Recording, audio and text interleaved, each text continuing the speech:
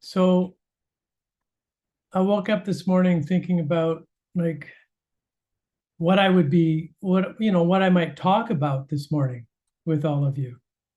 And I realized to a certain degree I live with a certain amount of stress around producing because I'm having to produce.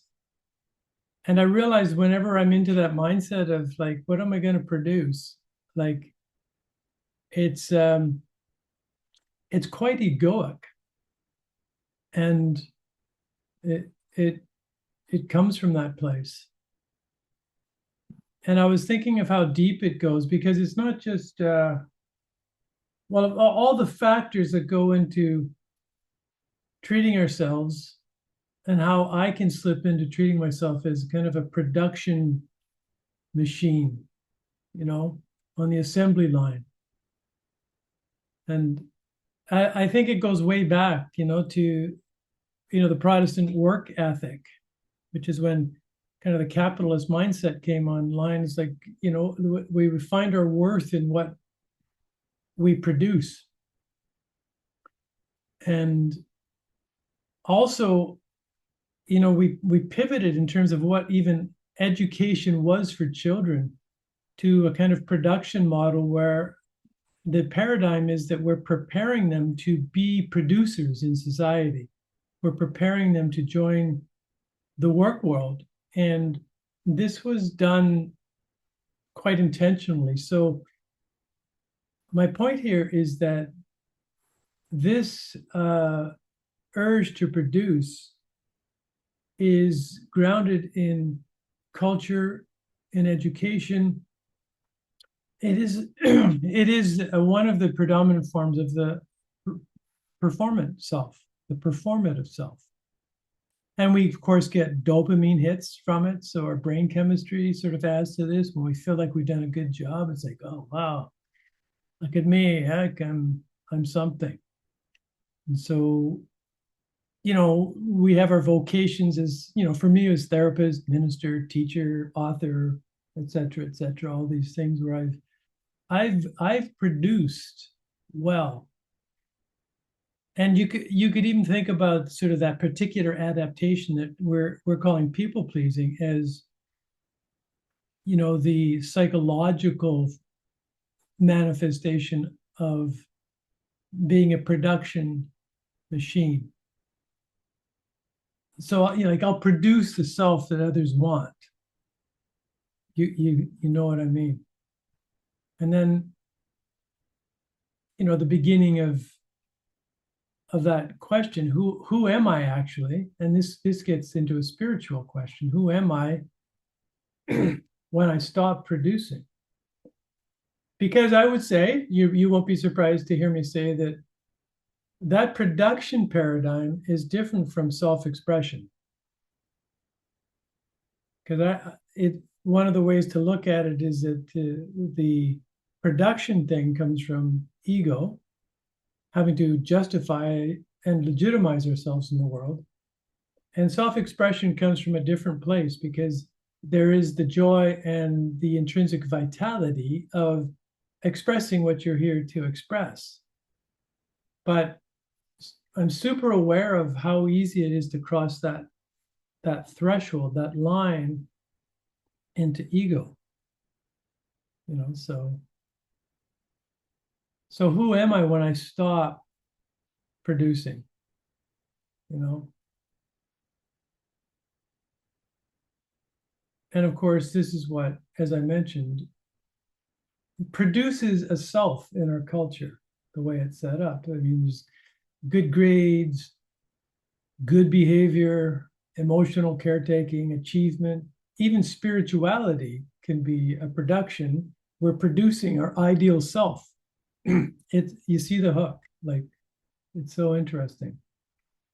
And if you look at cabs, you could even think of them as really production strategies. They're adaptive strategies. So we're producing who we think we need to be in the world in order to be legitimate. But of course, when you shift into heart self, it's like The heart self simply is. It's not. It doesn't have. It's not producing. It's not driven by production. So you get Jesus and other spiritual teachers, teaching. Consider the lilies. Consider the lilies. They neither toil nor do they spin, and yet Solomon, in all his glory, was not arrayed like one of these.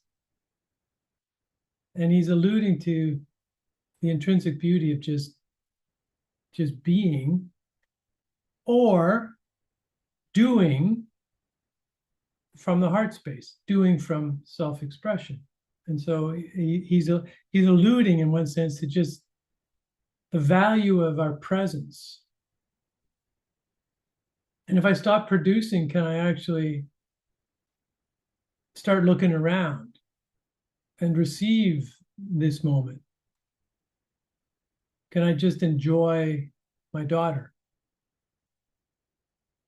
Can I walk without having to sort of optimize my walk? Am I walking correctly? Can I pray without feeling like, oh, look how spiritual I am? And or we've all been with these people. Can I be with somebody else without needing to teach them how things are? To be useful, to be productive, to be instrumental.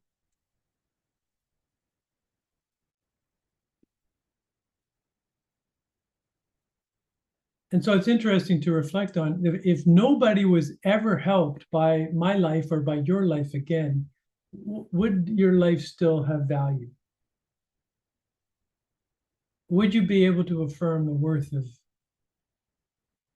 your being? It's not that you wouldn't help again, obviously, but again, it depends what's motivating us to be the helper. So yeah, I don't, that's it, but it's just, this reflection came about because, you know, I felt anxiety, and anxiety is the presence of ego. Like, what am I going to give? What am I going to produce? I promised to deliver, so I've got to. And immediately I've pivoted. I'm in ego and not trusting that my presence is sufficient, because in the end, it's actually all I have. But then if I know that absolutely, then of course I'm going to express myself in ways that other people can feel lit up by, can be allured by, can find quote unquote helpful. But I didn't set out to help them because I'm the helper and I have to produce in order to confirm my identity, as a helper, therapist, coach, author, smart guy, wise guy, spiritual teacher, whatever. I just set out for the joy of expressing myself. Yeah, so I just offer that by way of kind of a reflection for this morning.